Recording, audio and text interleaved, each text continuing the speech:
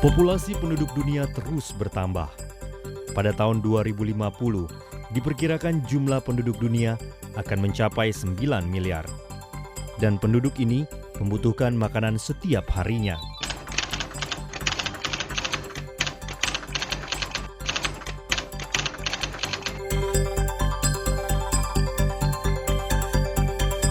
Kebutuhan akan pangan semakin hari semakin meningkat seiring dengan semakin bertambahnya penduduk.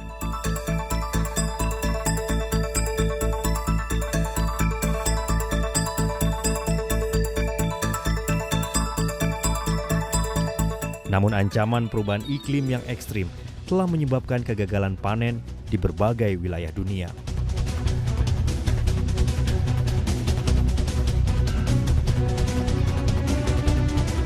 Alih fungsi lahan pertanian menjadi perumahan atau industri juga turut menyumbang keterpurukan penyediaan pangan dunia. Deretan permasalahan ini kedepannya akan menjadi masalah serius bagi dunia dalam pemenuhan penyediaan pangan.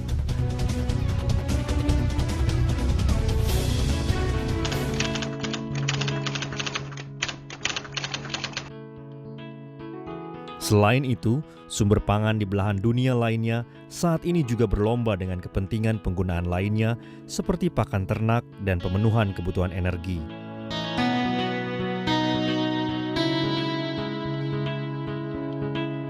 Saat ini, sumber penyedia pangan dunia masih terbatas pada beberapa komoditas seperti gandum, padi, kentang, dan jagung.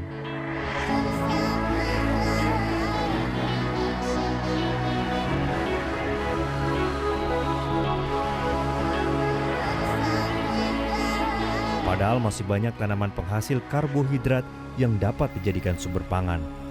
Di Indonesia, ada lebih dari 40 spesies tanaman yang bisa dikonsumsi sebagai sumber karbohidrat, antara lain singkong, ubi jalar, ganyong, garut, labu kuning, gembili, sukun, dan sagu, Metroxylon sagu. Sagu merupakan tanaman berpati paling produktif di dunia. Sagu mampu tumbuh dan berproduksi hingga puluhan tahun hanya dengan sekali tanam. Sagu biasanya tumbuh pada daerah dengan cukup air seperti pantai atau rawa.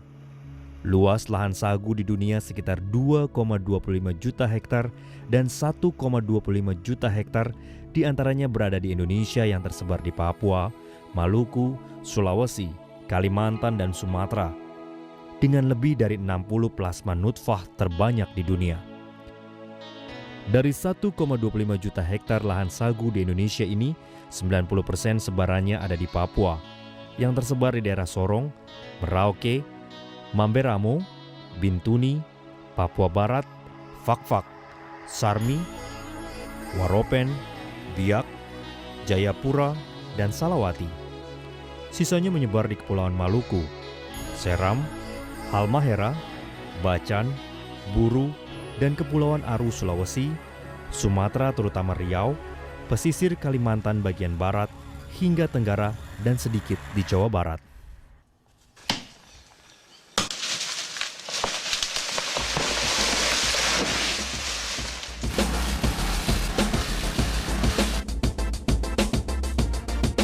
Jika dibudidayakan dengan baik, sagu mampu memproduksi 25 ton pati kering per hektar setiap tahunnya. Jumlah ini jauh di atas rata-rata hasil produksi padi dan jagung. Dengan kemampuan produksinya ini, potensi cadangan karbohidrat Indonesia dari sagu adalah sebesar 35 juta ton pati kering per tahun. Jumlah ini dapat memenuhi kebutuhan karbohidrat tidak hanya bagi 230 juta rakyat Indonesia, tetapi juga di dunia. Indonesia saat ini mulai memanfaatkan sagu untuk pemenuhan karbohidrat maupun industri. Sagu telah dibudidayakan baik secara konvensional maupun modern.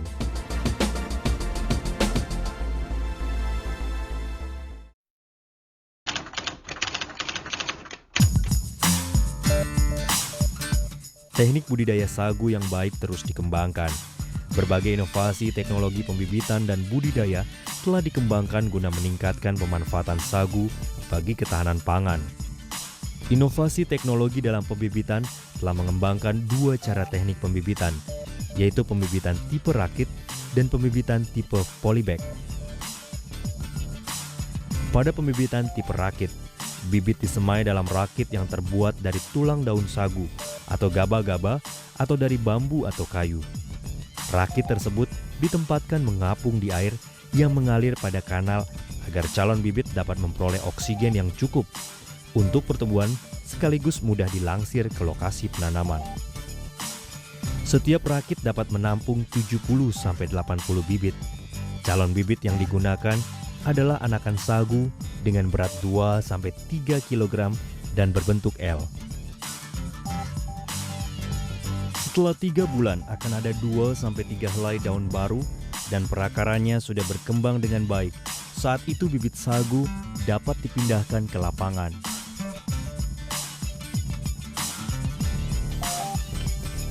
Cara pembibitan kedua yaitu dengan tipe polybag.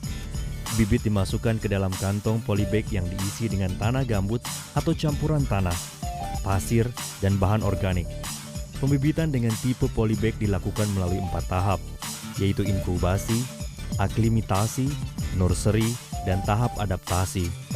Keseluruhan proses pembibitan dengan tipe polybag memerlukan waktu sekitar 7,5 bulan.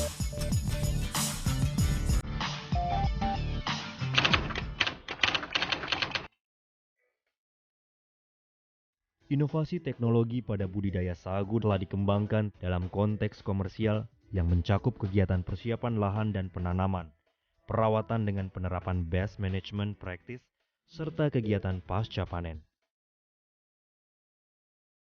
Kegiatan persiapan lahan dimulai dengan land clearing atau pembukaan lahan, serta menentukan batasan areal blocking area, pertanaman dengan kanal. Satu blok berukuran 1000 x 500 meter dan luas 50 hektar. Dibuka dengan mengkombinasikan antara sistem mekanis menggunakan alat ekskavator dan sistem manual yaitu dengan cara tebang habis tanpa pembakaran. Setiap blok dibuatkan lorong kotor, lorong bersih, atau lorong pikul. Lorong kotor digunakan sebagai jalur penumpukan pelepah kering. Sedang lorong bersih digunakan untuk memudahkan kegiatan pemeliharaan tanaman serta pada saat proses panen, yaitu untuk mengangkut tual dari kebun menuju kanal. Proses selanjutnya setelah penyiapan lahan yaitu proses penanaman. Proses penanaman diawali dengan pembuatan lubang tanam sebagai lubang penanaman bibit yang telah siap ditanam. Pembuatan lubang dilakukan dengan menggunakan cangkul dengan ukuran 30 x 30 x 30 cm dengan kedalaman sampai menyentuh muka air. Hal ini dimaksudkan untuk mempercepat adaptasi bibit. Bibit kemudian diberi penyangga dengan posisi menyilang, fungsinya untuk menjaga bibit tetap tegak dan tidak hanyut jika terkena banjir. Lalu bibit ditutup dengan tanah tanpa pemadatan.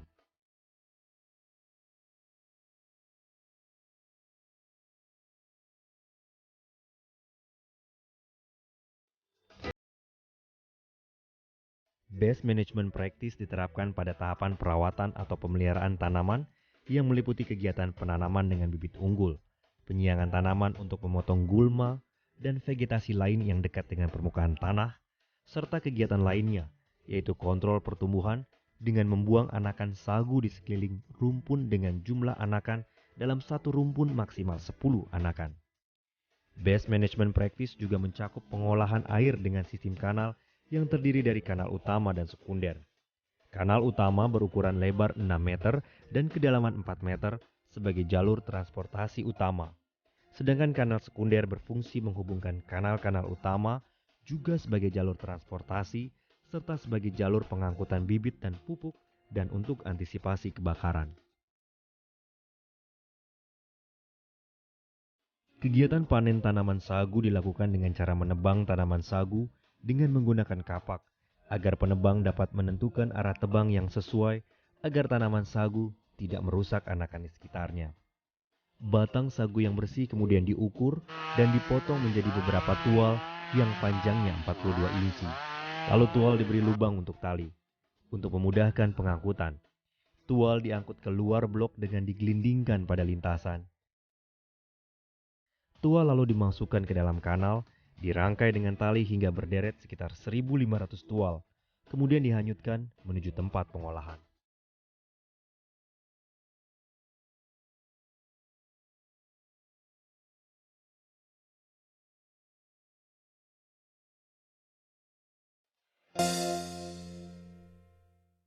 Masyarakat Papua dan Maluku saat ini masih mempertahankan pengolahan sagu secara tradisional untuk konsumsi makanan mereka sehari-hari.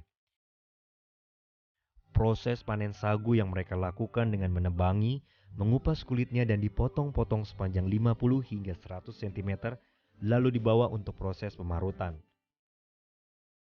Batang sagu dihancurkan dengan cara dipangkur menggunakan mesin seperti mesin parut kelapa. Hasil pangkur ini berupa serbuk-serbuk kayu halus yang diletakkan di pelepah sagu, kemudian diberi air sambil diremas-remas menggunakan tangan. Tepung sagu tersebut dikumpulkan, kemudian dimasukkan ke dalam karung, yang lebih dikenal dengan nama tumang. Sagu yang dihasilkan ini masih basah, sehingga hanya dapat disimpan dalam beberapa hari saja.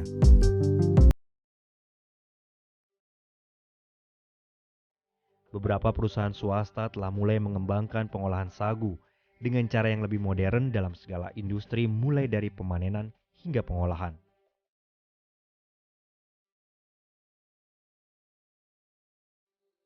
Proses pengolahan di pabrik diawali dengan mengupas kulit pohon sagu yang telah dipotong-potong, dibelah, dan diparut dengan mesin pemarut.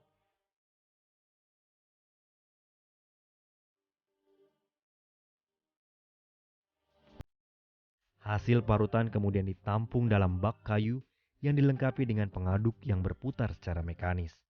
Selanjutnya, campuran yang terdiri dari serat-serat, tepung dan air dialirkan ke saringan silinder menjadi bubur untuk diendapkan menjadi tepung sagu basah. Tepung sagu basah yang diperoleh kemudian dikeringkan dengan alat pengering buatan, sehingga menghasilkan tepung kering yang memiliki daya simpan lebih lama.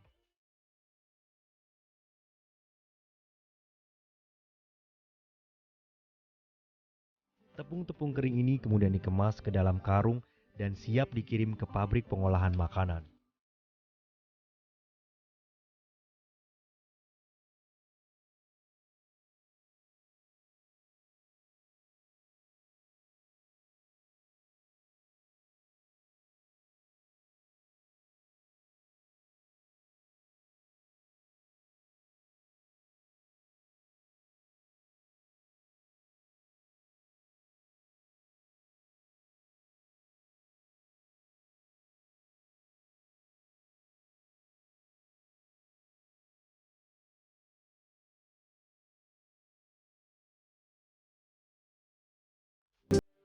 Pati sagu digunakan sebagai bahan baku untuk makanan olahan seperti mie, kue, gula rendah kalori, dan lain-lain.